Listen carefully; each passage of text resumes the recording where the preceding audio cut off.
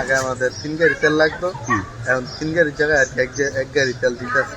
আচ্ছা, ঠিক আছে, তাহলে সবাই কোনা সিস্টেম করে দিছে যে 3 গাড়ি লাগতো, এর আর কি এক গাড়ি তেল দিতে আছে। সংকটের কারণে আর কি এখন পাইতেছি না তেল, এরকম ভাবে পাম্পও তেল নাই। এখন লোড করে দিলে তারপর আর কি পাম্পে নিলে খালি করলে পাম্পে তেল পাবো।